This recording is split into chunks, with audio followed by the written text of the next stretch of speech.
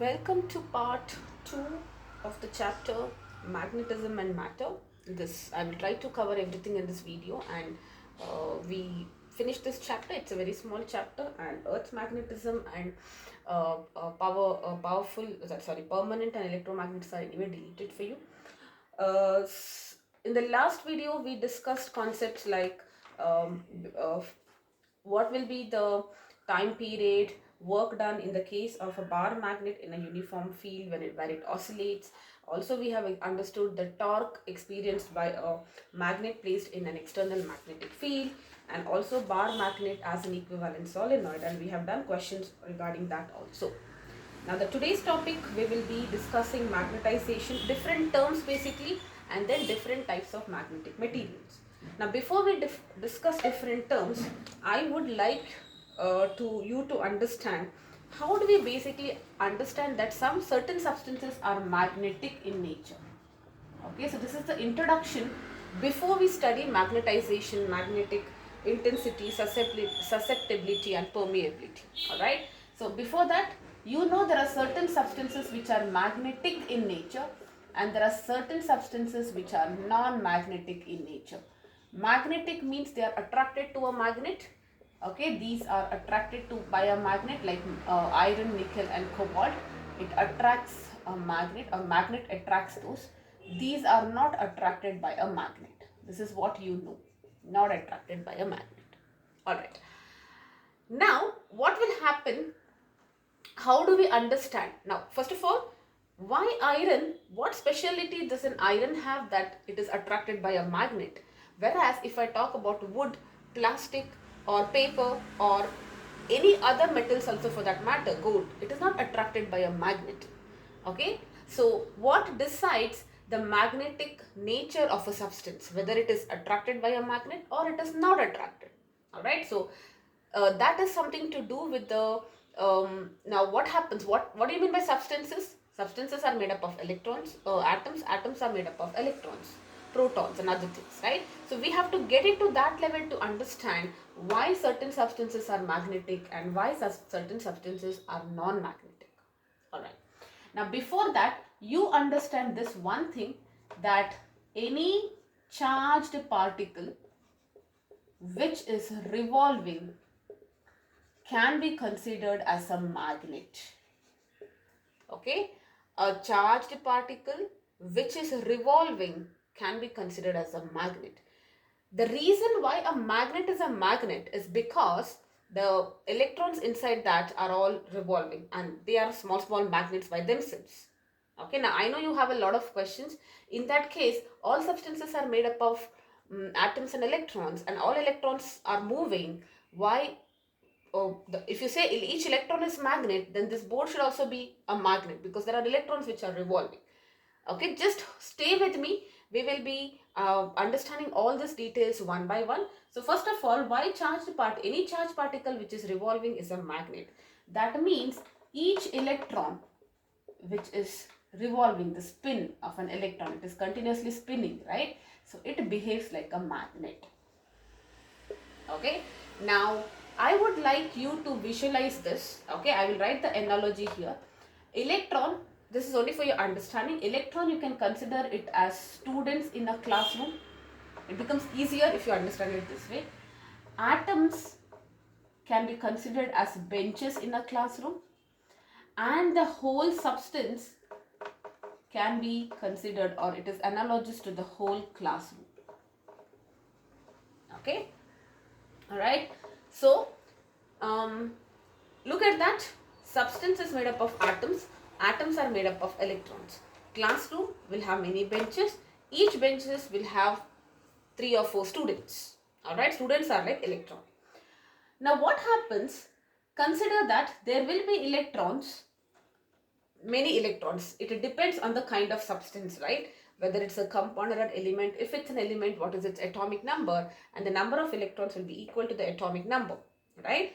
So now let us say one electron is spinning and each one has its own magnetic moment. Magnetic moment is the product of the charge or the dipole moment. Magnetic moment or magnetic dipole moment is charge into its length.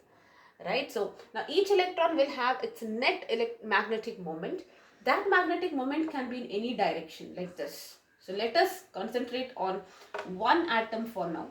Okay, so if I have one atom, so let us say there are many electrons. Each of the electrons have their own magnetic moment, but they are aligned in such a way that there can be many possibilities. Okay, now one possibility is that for one atom, okay, the net magnetic moment of all electrons is 0. Okay, each electron will have some orientations, okay, because it's a vector quantity, but the net magnetic moment, they kind of cancel out. Okay, when the electrons revolve, they are treated as magnets, and when you say there is a magnet, each magnet will have a magnetic dipole moment, which we have already studied, right? So now that magnetic moment, it's a vector quantity. If I do the vector addition, there can be a chance that the sum is 0. Okay, this is first case. In the second case, we are talking about each atom now. All right. In the second case, maybe the you will have electrons whose, I will write, net magnetic moment of all electrons is 0. Here, the net magnetic moment of all electrons is not 0. Okay, sorry, it's not 0, but okay, for one atom it is not 0, but if I talk about many atoms, all right, net magnetic moment of all atoms, that may be 0. Understand this. Each electron, there are many electrons in one atom, right? So in the first case, there are 10 electrons. Like take the case of carbon, one atom has got 6 electrons. Let us consider all the 6 electrons are oriented in different directions such that their vector sum is equal to 0. There can be a case, for example, some other substance which has, let us say, each atom has 12 electrons. The vector sum is not 0, but if there will be a net vector sum for one atom. So one atom, it's like, now this, I will come to this later. Maybe first let's understand this. Each atom will not have a net momentum, magnetic moment, not momentum. But if I consider so many atoms, their net magnetic moment will not be 0. Okay. So sorry, it will be equal to 0.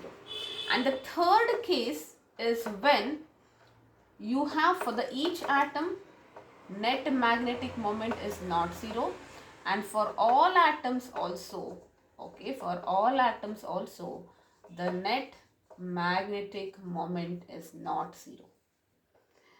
Overall, these two substances are called as non-magnetic, and these substances are called magnetic.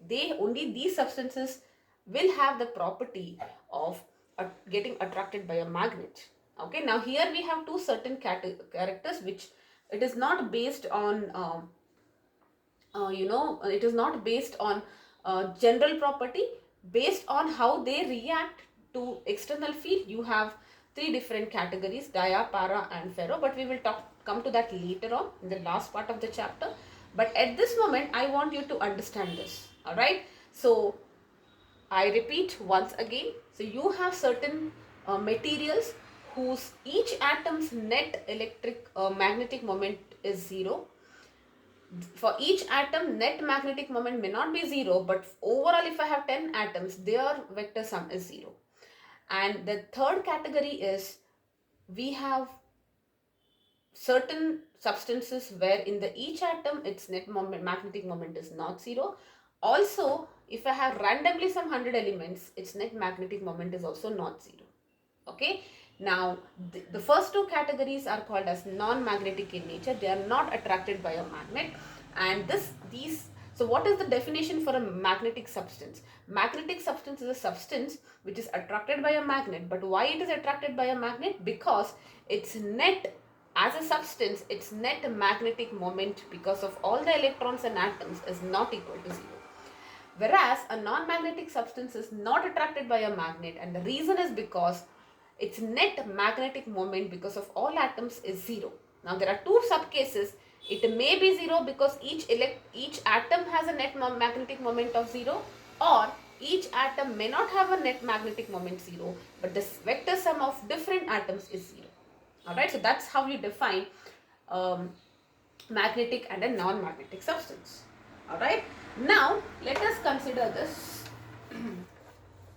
We have understood that a charged particle which is revolving is a magnet, so I can consider an electron to be a magnet, correct? Because electron is a charged particle. Now, if you are talking about a bulk material, like we are not talking about one atom, two atoms. There will be a few grams, a few kg of a material. It will contain millions of atoms, millions of electrons. Now, what happens in a bulk material? The magnetic moments add up vectorially. Okay, I told you if the magnetic moments can add up vectorially, so you will make the vector sum of this, and there is a possibility that the third case, it can give a vector sum which is not equal to 0. That means the bulk material is having a non-zero magnetic moment. Okay. If you have certain substances whose the magnetic moment of the whole substance is not 0, then for such substances we define a term called as magnetization. Okay, magnetization of a substance, which is denoted by m vector, it is also a vector quantity, is defined as the net magnetic moment of the whole substance, that is made up of all electrons and atoms, divided by volume.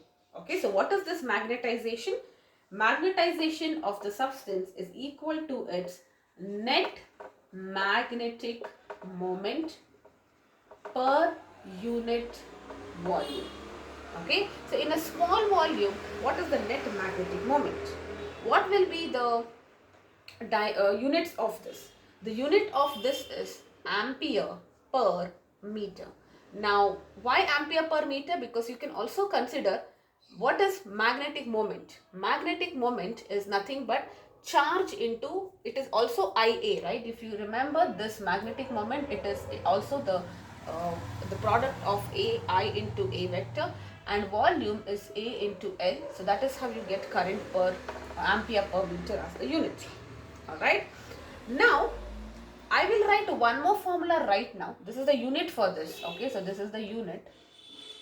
The magnetization can also be written as Bm vector by nu naught, where Bm is the field because of the magnetization, which I'll come to that, but for now you remember this, because only if you remember, I will just want to understand that this is also a valid formula of magnetization. This is also the valid formula of magnetization. You can understand it this way, that magnetization is the total magnetic moment of the substance per unit volume. Very, very simple. Alright. Now, that's about magnetization, the first quantity. Now, let us go forward and try to understand, in the case of solenoid, what has happened.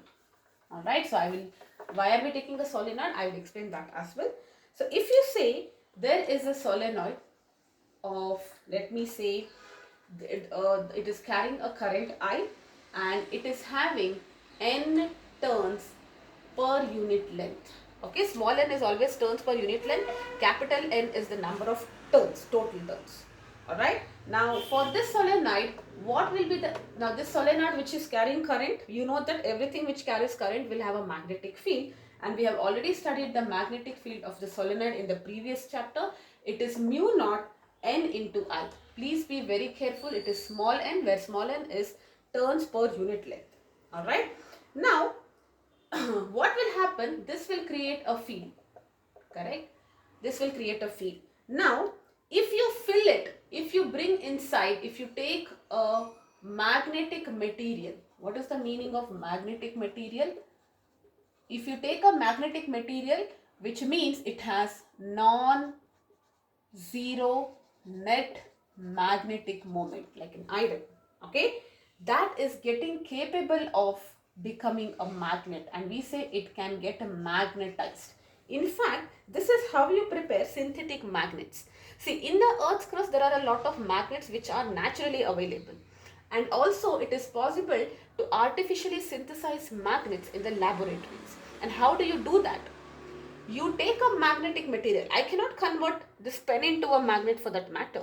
But if I say this pen is made up of iron, I can probably convert it into a permanent magnet. Electromagnet, of course, if it carries current, I can convert it in an electromagnet. But permanent magnet, if I have to convert it, I have to magnetize it. And what is the meaning of magnetizing a substance? It means that I simply have to bring it under the influence of some other external magnetic field. If I bring a, maybe I can write this. So this part, I hope you remember. Alright, so let me just write this. Magnetization is the process of converting a magnetic substance like iron to a permanent magnet by inserting into an external magnetic field. Now this external magnetic, now it is not like you keep it and becomes a magnet. You'll have to subject it to some other conditions, which is not really important at this stage. But to understand this topic, what we are currently discussing, you need to know the meaning of what is the meaning of a substance is getting magnetized, or what is the process of magnetization. Okay, you convert a magnetic substance into a permanent magnet by inserting or exposing it to an external magnetic field. Alright, now let us say you are bringing a magnetic material inside this. It is having a non-zero magnetization. That means it's a magnetic material. Now what will happen when you bring this? This is getting magnetized, right? And if this is getting magnetized, it will have its own field, correct? So let us say Bm is the magnetic field inside this material, inside the material, or because of the material, and B naught is considered as the external, because see, with respect to this is the external field, correct? So please keep this in mind. B naught, which is nothing but the field inside the solenoid. Even before you bring this, simply if you pass current, there is a magnetic field in the solenoid. That is an external field for this material. And when you bring this, it becomes a magnet, and magnet will have its own magnetic field, correct? That is Bm. Now, you know what will be the net field. What is B net inside the solenoid? Isn't it the vector sum of Bm plus B naught, correct? It is the total field is the field which is inside the solenoid, and the field which is created because this substance got magnetized, correct? Now, understand this. Bm is the field contributed by the magnetization of this material, and B naught is the external magnetic field. Alright. Now, if you talk about Bm separately, okay, so what is this Bm? Bm is the field which is magnetized. The field of this substance which is now becoming a magnet because it got magnetized. Don't you agree it is proportional to M, right? B naught will be proportional to M. How much magnetization this can, how much field it can produce depends on what is the net magnetic moment. If there is more, if the vector sum of all the magnetic moment is more, naturally it will produce a greater magnetic field. If I have more electrons, if there are more small magnets, more will be the magnetic field. And we add a constant, that is mu naught, permeability of free space. You know this, okay? Permeability of free space, which we will talk in detail in a few this thing. Alright, so this is B naught. Similarly, if you talk about this one, B naught, okay, which is the external field or the field because of the solenoid, the current due to the solenoid, do you agree it is, now this field is proportional to a factor called H, which we will talk about, and the constant here is C. What is this H? This H is called as the magnetizing field intensity. Please do not get confused. This is the magnetization, which means the net magnetic moment per unit volume. Okay, and this is magnetizing field intensity. This is a property of the external magnetic field. How much capable this field is of turning this into a magnet. Okay, now if you want, you can visualize this to be like your teacher and this to be like a student. if I say BM, it is the capability of the student. Okay, now if the student has to be a good student, or if he has to gain a lot of knowledge, it also depends on the factor which is inside him. How much interest he has, how strong are his basics, what is the dedication, what is the discipline, that is given by this. This is an internal factor. Also, let us say a student is super intelligent and everything, there are certain things which needs to be taught by a teacher. That's the external fee. What is the capability of the teacher, how good the teacher is, that is measured by this factor which is called as H vector, which is the magnetizing field intensity. The capability of this external field to magnetize a substance, how quickly it can magnetize, how quickly a teacher, not really about how quickly, how well a teacher can teach a student such that the student is capable of becoming a fine young person, all right, or a good citizen basically. So this is the capability of the external magnetic field to magnetize. This is the capability which is there internally in the magnetic material, which is contributing to the magnetic field. All right. Now, please remember, now if you look at that, this is where I was telling you, if you look into M bar, these two are new terms for you, right?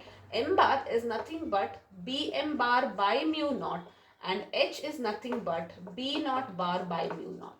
Do you agree both of them has same units now? It is ampere per meter.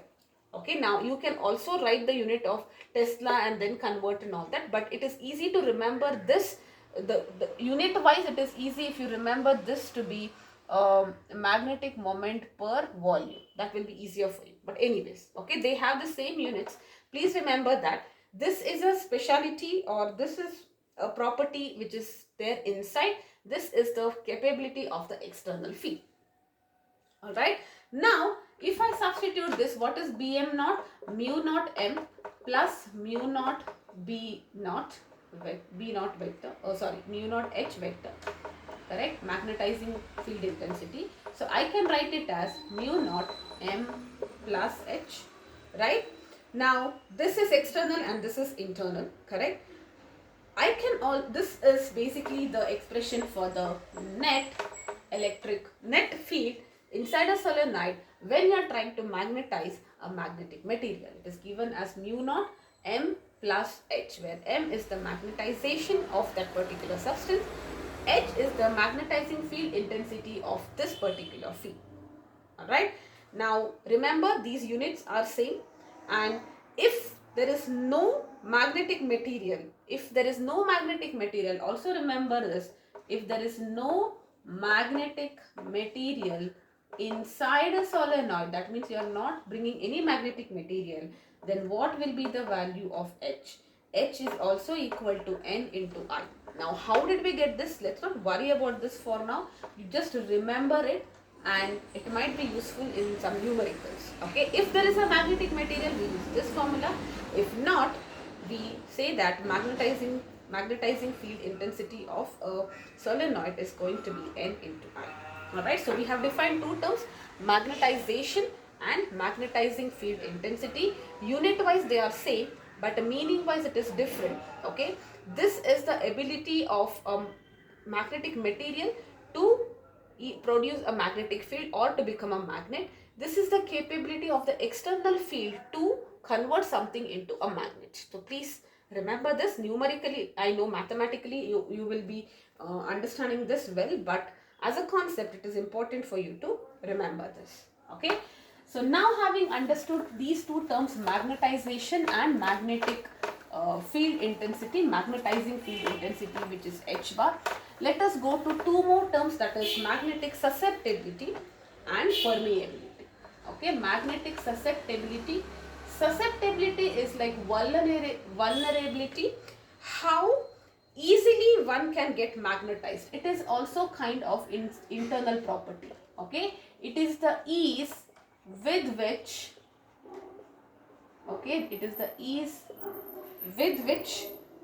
a substance can be magnetized. How easily I can get converted into a magnet. Alright, and this is denoted by a symbol X or chi, where this is equal to M by H. Okay, inside by outside. Just to remember this. Okay, see how well I can become a good student. It depends on internal factors. Also, it depends on my external factors, right? So it is given as M by H. It's the ratio of magnetization to the magnetizing field of the external magnetic field. Alright, since both of them, remember, both of them I told you has same units, ampere per meter. So susceptibility has no units because they cancel out. Alright, so there is no dimension. Now, if I say this field is constant, if I say H, not this is not field, if I keep H as constant, if M increases, don't you agree X also increases? So, what is the meaning of larger X? So, larger the susceptibility, it only means that M is more. That means more is the magnetization. More, it is becoming more powerful magnet. Correct? So, more powerful is the magnet for given H. What is the meaning of that? I'm keeping H constant. That means I'm keeping myself constant. I am an external teacher, right? So for the same teacher, if I have two students, all right, who is going to be a better student? It depends on their internal factor. Correct? So if I say a student is more susceptible, that means he can become a better student for with respect to the same teacher. Okay, so larger the susceptibility means more powerful magnet, more magnetization inside. And remember, susceptibility for a vacuum is going to be 0 because you cannot convert a vacuum into a magnet. So this also they can ask you for vacuum. Okay, susceptibility is going to be 0. Okay, now susceptibility is how easily you can get converted into a magnet. It depends on inside by outside, that is M by H. Next factor is what we call as the magnetic permeability. Okay. Now in electrostatics there is a term called as permittivity, which is talking about how easily the electric field can flow through a given material. Whereas permeability is how easily the magnetic field lines can flow. Okay. It talks about the permission or ability of magnetic field lines to flow inside a particular material. So each material has a particular magnetic permeability. Mu naught is the magnetic permeability of free space. Okay, 4 pi into 10 power minus 7. Alright, now what is this? If I say, how do I define permeability of a material? Mu. Alright, it basically tells you how easily or what is its capacity to allow the magnetic field lines to pass through that particular substance. This is defined as B by H. Alright, where what is this? It's the ratio of the resultant magnetic field inside the material to the external. This is also like inside by external. Okay, but inside I'm not talking about magnetization power. I'm talking about the field inside. Alright, so you have an external field, correct? And there is something which is inside that particular material. Whatever is the field inside the material to the applied magnetic intensity, let us say to make that material magnetic in nature, I had certain external field to be applied. The magnetic field intensity of it is H. Alright, so for the given H value, what is the magnetic field which is inside? Resultant magnetic field inside the material to the applied magnetic field. And what is the unit of this? This has no unit. This unit is Henry per meter. Now Henry you are going to study in the next chapter. It's a unit of inductance. But just remember this for now as Henry per meter. I will not be able to explain it here. Only if you understand inductance, I can tell you how the unit for permeability is Henry per meter. But anyways, alright. Now there is also something called as relative permeability. Relative permeability is basically this by mu naught. It is just like your relative, what is that, permittivity, E by epsilon naught we say, or relative density of the substance by density of water. That is what we consider as standard, correct? So this is considered as a standard. With respect to this we are measuring, Alright, so this is also very important. Mu, I can write it as mu naught into mu r. Very, very important. Alright, and what will be mu r? I will tell you. Mu r will also be equal to, you can just see that here. Alright, so if I bring this as mu naught, won't it be equal to b naught here? Okay, so that is also, mu is also equal to b by b naught. Okay, now see, if I say susceptibility is how easily it is converted into a magnet. I told you this, how with the ease with which it is converted into a magnet. And it is m by h. Permeability, it is the ability to allow the field lines to pass through that particular medium. And that is given by b by h. Now there is definitely a relationship between these two. Okay. I as a medium, I have my own permeability. I can allow this much amount of field lines. Beyond that, I will not allow. Similarly, I as a material have my own measure or ease with which I can be converted into a magnet, and that is susceptibility. And definitely there is a relation between the two, and that relation is what I will be telling you. You just have to remember the final relation. Final relation is going to be mu r is going to be 1 plus x. Okay, this is the final thing. But how did we get this? I will just tell you a little bit how did we get this. Okay, this is important for all your numericals. You need to understand chi as m by h, mu as b by h, and mu r, which is the relative permeability, is 1 plus susceptibility. Okay, you started with this relation. You know it is Bm plus this total field is internal plus external, and this is mu naught magnetization plus mu naught into magnetic field intensity. So you will write it as m plus h. Okay. Now you know x is equal to m plus h. So can I say m is equal to xh? So here you will be writing this as x into h plus h. Okay. You can take this h common. You will get 1 plus x. Okay. Now this 1 plus x is defined as mu r. Okay. So you write it like this. This is equal to b. Okay. Now, and what is mu r? This b is equal to h into mu. So that is how you get. Okay. So we also get this h. Henry, we already know that. That is how you get this mu. Okay, so this is the derivation. So it's fine if you do not remember, but this is what is very, very important. Mr is equal to 1 plus chi. And remember, Mr is the relative. Relative means you are calculating the absolute with respect to the free space. So it's mu by mu naught. That is relative.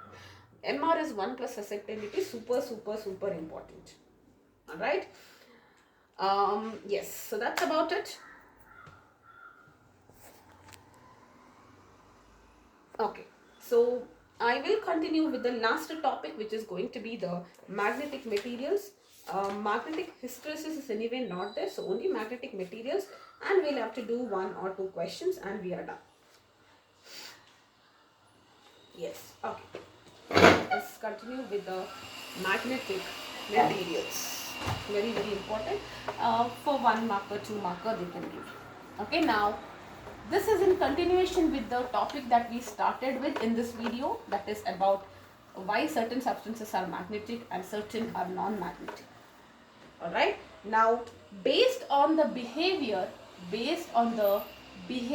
of materials in external magnetic field, you have 3 kinds of materials. First kind is what we call as diamagnetic. You have studied this in chemistry, alright. Net magnetic moment is 0. That is dia, not 0 para, right? So it's the same thing. Alright, so paramagnetic. And we had discussed this in chemistry when we were doing, which chapter was that? Coordination compounds. That more details we will get when we do magnetism, and this is the time, alright, where we'll be learning this. And last is ferromagnetic substances. Alright, first let us talk about diamagnetic. Now remember that analogy I told you. Student is like an electron. Okay, student is like an electron. bench is like a atom, and classroom is like the whole substance, and your external field is like your teacher. If you remember these four, it becomes easier. Alright. Now let us say, see, you remember the first category, I can have a substance wherein inside each electron, okay, inside each atom, the atoms are having net magnetic moment which is equal to 0. That means, let me write it here. You have a substance. It is made up of many atoms, correct? Millions and atoms. If I zoom into this atom, it has many electrons, alright? The vector sum of all these electrons is 0, magnetic moments. So all the atoms have 0, 0, 0, 0. Okay, so let me say you have, this is atom. If I write like this, it is atom. Okay, all atom will have 0 magnetizing moment, 0, 0, 0, 0, 0, everyone. Okay, now this is in general. When under the influence of an external field, what can happen? Let us see. In the presence of an external field, it behaves, it is weakly repelled. What is the meaning of this? I will tell you. Okay, repelled weakly. Now this is the condition. Okay, now these are all students.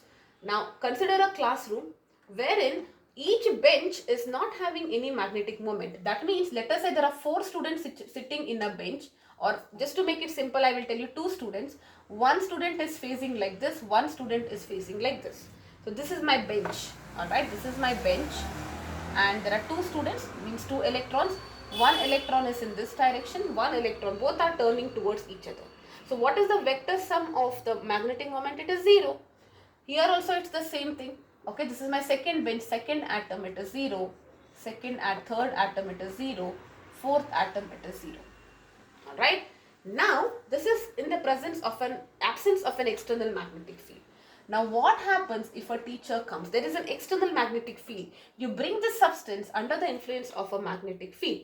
Then, something happens in the case of diamagnetic. There may be a few students who will say, you know, let us say the direction of field is like this. For example, this is the direction of field. Okay. Let us say there are some students who will say, you know, no, I am scared of the teacher, so I will start looking at her. And there are majority of the students who are not scared and they will look like this. I have intentionally drawn this bigger arrow downwards. So few students in each bench, few students will be looking at the teacher, few students will be looking behind the teacher. Correct?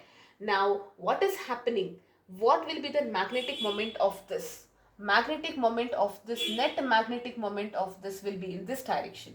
Or you can also consider this to be the south pole and this to be the north pole. This is how they will behave. Alright, look at that.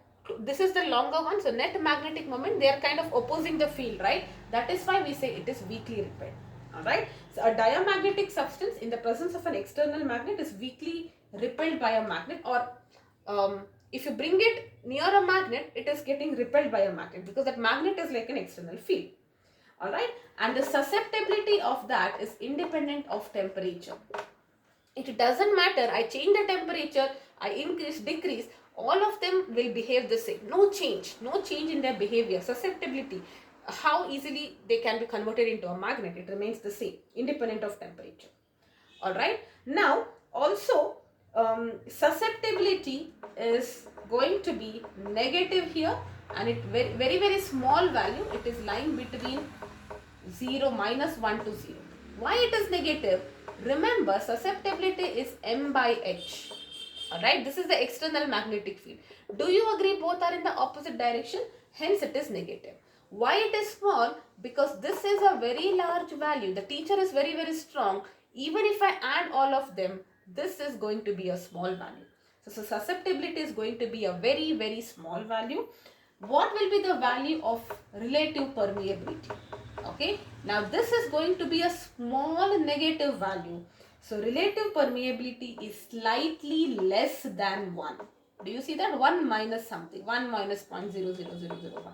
Slightly less than 1. Okay, and what happens in, let us say this is, I'm just zooming into one atom, or this is a substance in general, okay, the external magnetic field will kind of, it is getting repelled, right? So this will be how, this is how the field lines will be. They are getting bulged outwards, all right, opposite to the field. This is how the field lines look like. So the field lines were straight. When you get a diamagnetic substance, the field lines bulge outwards. Which are the examples? Very important: bismuth, copper, lead, silicon, nitrogen at STP, water, sodium chloride. They are all diamagnetic in nature. What is the meaning of diamagnetic? They are weakly repelled. In simple words, if you want to understand, diamagnetic, if you bring it near a magnet, weakly repelled. They kind of repel. Now, they themselves are not magnet. You know, they are all non-magnetic in nature. Correct? But under the influence of a magnetic field, little bit they are repelled. You cannot see that. That's why we say weakly repelled. Alright? And independent of temperature, susceptibility, it is negative. Relative permeability is less than 1. Okay? What is the meaning of this? It only means that when there is no teacher, no external magnetic field, the substance will have a zero, they are non-magnetic. That means zero net magnetic moment. But in the presence of external magnetic field, there is a net magnetic field which is in the direction opposite to the field. And that's the reason they are weakly repelled. Okay, I hope this is clear. Alright. So, remember, diamagnetic substances are those substances wherein all atoms, each atom is having a zero magnetic moment, because of which the whole substance has a net zero magnetic moment. Only in the presence of external field they kind of realign and they are weakly repelled. Okay. Now the most exotic another example for diamagnetic are superconductors. Superconductors are conductors which will have zero resistance at certain condition, perfectly, purely conductance. Alright, now what do we do? These superconductants are cooled to low temperature. When they are cooled to low temperature, see, you know, with the temperature resistance increases. With the decrease in temperature, resistance becomes lesser and lesser. At one temperature it becomes zero. That means it's a perfect conductor. So perfect conductor and also perfect diamagnet. Weakly repelled. Okay. This phenomenon is what we call as the Meissner effect. What is this Meissner effect? When you have a superconductor, if you cool it in an external magnetic field, alright, the field lines are completely expelled out. No field will pass through it. Okay, so it will be something like this, completely expelled out. So you take a superconductor, you start cooling it under the influence of an external magnetic field. At a particular temperature, no field lines will pass through it. No field lines at all, completely expelled. That phenomenon is what we call as a Meissner effect. And these kind of superinductors, superconducting magnets are used in your maglev trains. Alright, wherein there is high speed trains which are capable of overcoming the frictional force and hence can travel with a greater velocity. So what will be the value of susceptibility? It will be -1. If it is -1, mu r will be 0. Okay, so they can ask you for 1 mark. What is the meaning of Meissner effect? Meissner effect is an effect which is where a superconductor is cooled to a temperature which is very, very low in the presence of external field such that the magnetic field is completely expelled at a particular temperature. It is becoming a perfect conductor and also a perfect diamagnet. So what is the simple meaning of diamagnet? Diamagnet, they themselves don't have any net magnetic moment. The atoms also don't have net magnetic moment. The substance also don't have net magnetic moment. But if you bring it near another magnet, they are weakly repelled. We do not see that effect. That's the reason when you bring water near, we cannot see that it is moving away because it is a weak repel. Okay. Now let us talk about the next category of substance, which is paramagnetic materials. What are paramagnetic materials? Alright, now this is formed by those substances which again have net magnetic moment is 0, which means they are non-magnetic in nature, but individual atoms have a net magnetic moment. What is the meaning of this? Now there is no external, no teacher, alright. If you are talking about each benches, there is one person looking here, one person looking here. But in this bench, one person looking here, okay, so no, it's not like this, sorry, yes. Okay, so this is like, this person is looking here, this person is looking here. So this is the net here, okay. And here, let us say this person is looking here and this person is looking here. So this will be the net. So you will have different net magnetic field for different atoms, okay. Each atom is not having a 0 magnetic moment, it is having some magnetic moment. But overall in the substance, the net magnetic moment is 0, okay. Sum is 0 for the whole substance. This is the second category. They act like a paramagnetic. Now what happens in the presence of teacher? Let us say the field is in this direction.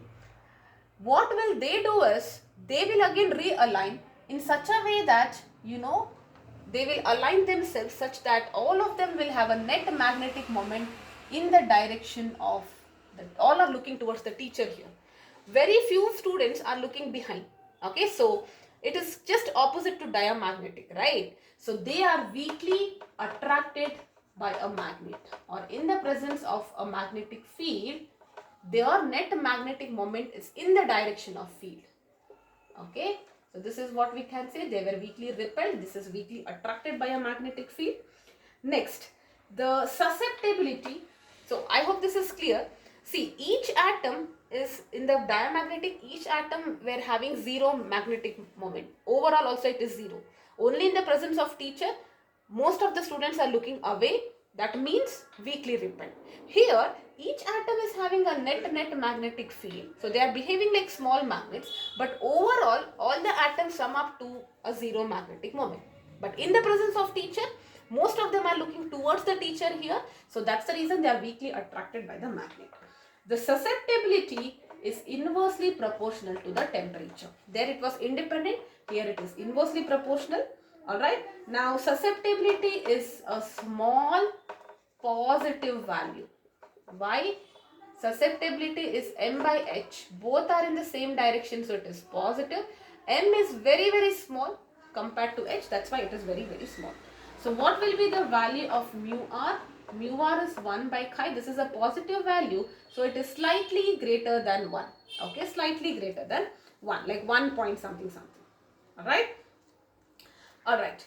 Examples here will be aluminium, sodium, chloride is diamagnetic, sodium is paramagnetic, calcium, oxygen and copper chloride. There may be some in your textbook. Please make a note of this. They might ask you whether it is dia, para and all of that. Okay. Now, for a paramagnetic substance, there is a law which is called as Curie's law. There is a special law which is for these substances. It's called as the Curie's law. What is this Curie's law? The magnetization of a paramagnetic substance is inversely proportional to the temperature, absolute temperature, and I can put the constant as C into B. This is the Curie's law. Magnetization of a paramagnetic substance is inversely proportional. We have written that, alright, because susceptibility is m by h. That's how you get it anyways. Now, you know that what is mu naught? You know that mu naught is, this I can write it as C. Mu naught is because of external magnetic field. It is n into I. I have to write it as small n. External field is n into I. So this will be n into I divided by T. And you know magnetization is, what is magnetization? Chi into H. And if there is no magnetic property, it is n into I, correct? So can I write it as chi Ni? No magnetic material means it's Ni. Remember that small thing I had told you. So what will be the value of this?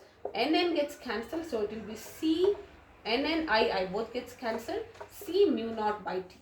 We can also write susceptibility in terms of temperature, and that's the reason it is inversely proportional. C is a constant, mu naught is a constant, that's why it is inversely proportional. This is called as the Curie's law, named after its discoverer, Pierre Curie. Alright, so this constant is what we call as the Curie's constant. Alright, now what this means for that, for a paramagnetic material, your susceptibility and relative permeability, it is not just depending on the material, it also depends on the temperature. Alright, so only till a certain temperature, if you go on lowering it at one temperature, you see, if you go on lowering it, the susceptibility or magnetization increases only at one point. Beyond that, it becomes like a diamagnetic. Alright, so paramagnetic is only valid up to a certain temperature. At very, very low temperature, it will not behave like a paramagnetic substance. Alright, so that's about paramagnetic. And the last topic here is about ferromagnetic substances.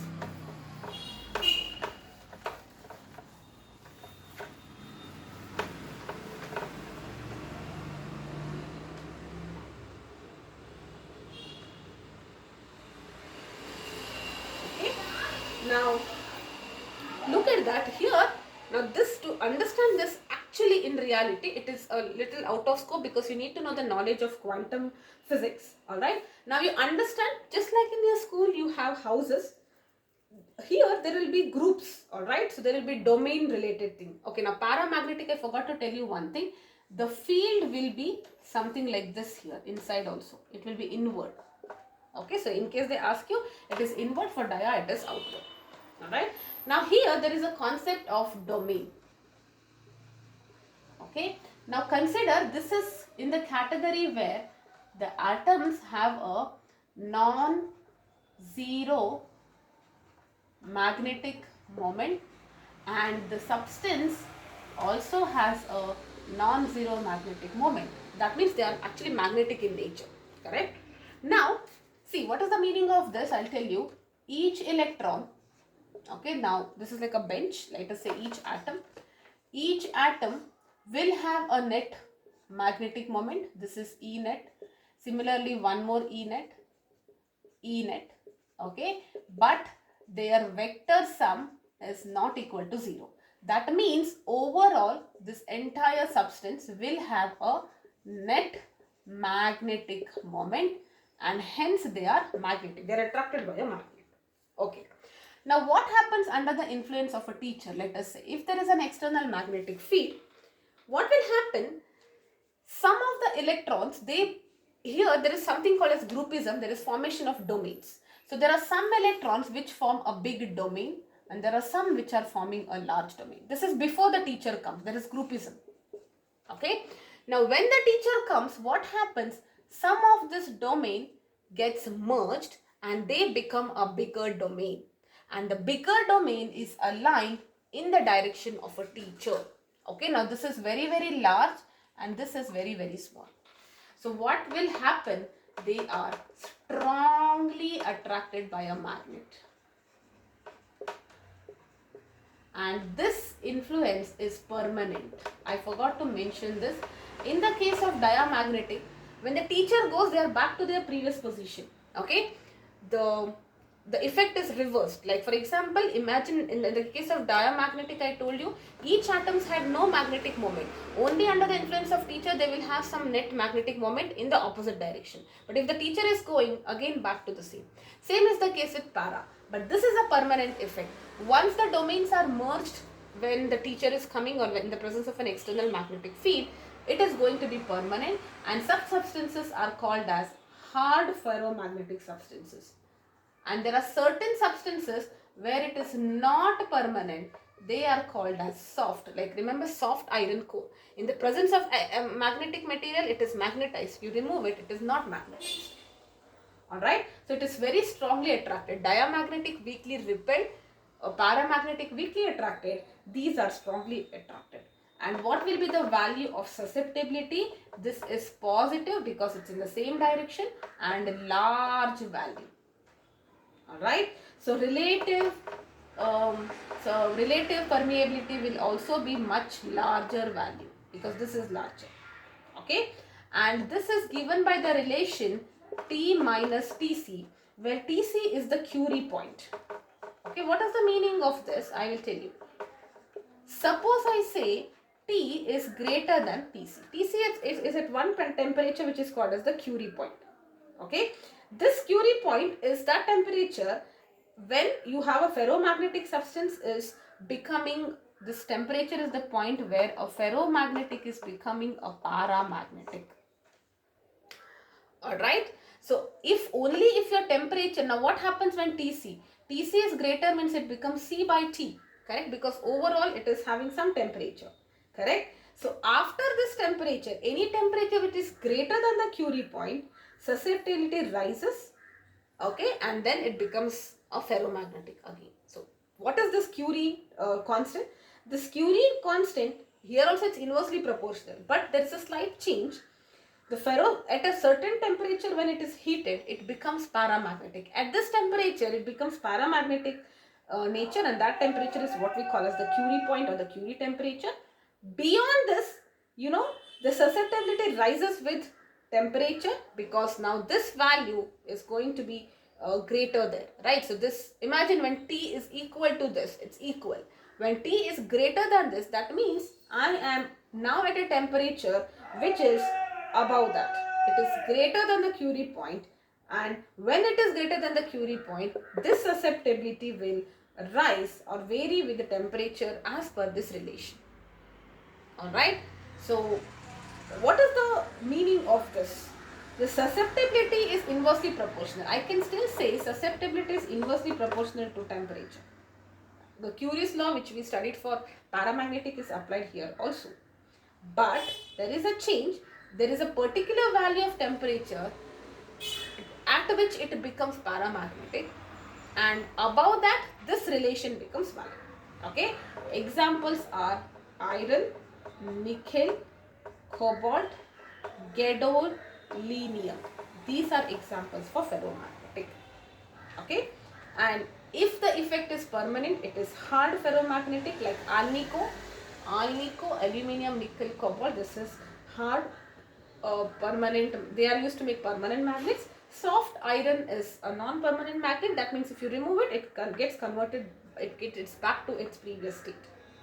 All right. Now, in the notes or in the material which I'll be sharing, you will have differences between dia para, para dia, and dia ferro. I would like you to please go through this. All right. We will quickly do one question, maybe on magnetizing moment, and I think we are done with this.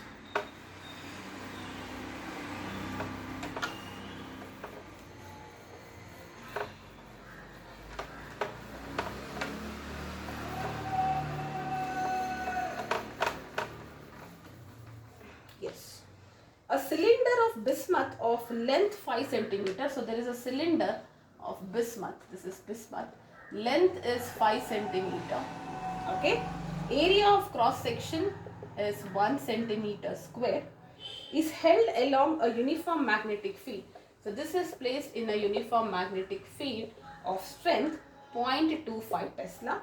You have to find the magnetization, the magnetic moment acquired by the material given susceptibility. Susceptibility is given as minus 1.66 into 10 power minus 5.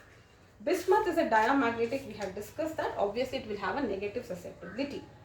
Alright, let us now talk about this. What is given? You know, see, whenever susceptibility is given, start with the susceptibility formula. Alright, so it is magnetization in that case, because they have asked you to find this magnetization. It is susceptibility into H, where this is the external magnetizing field. You remember, this is external.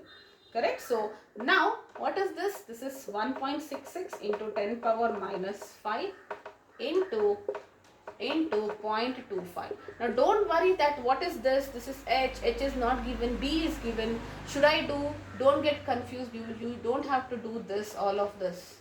Okay? You can directly use this because this is the external field which is applied, right? So you can directly use this, and the value of this will be 4.15 into 10 power minus 6, magnetization unit will be ampere per meter. Okay. Now, what will be the magnetic moment? Once you know this, what is magnetization? It is also equal to a magnetic net moment by volume. Correct? So, what is the magnetic moment net? It is this into volume. So, 4.15 negative, okay, into 10 power minus 6 into volume. What will be the volume? Area into length. So length is 5 into 10 power minus 2 into area 1 into 10 power minus 4. Please remember this, multiply by 10 power 4. So you will get minus this much, which means that it is, the minus sign only tells you that it is opposing the field. Okay, yes, that's all. Alright, so yes, this chapter is complete. If there are any questions, you can let me know. Be thorough with these questions, and there is only, the remaining part is only with respect to the time period, numericals if I have to tell you.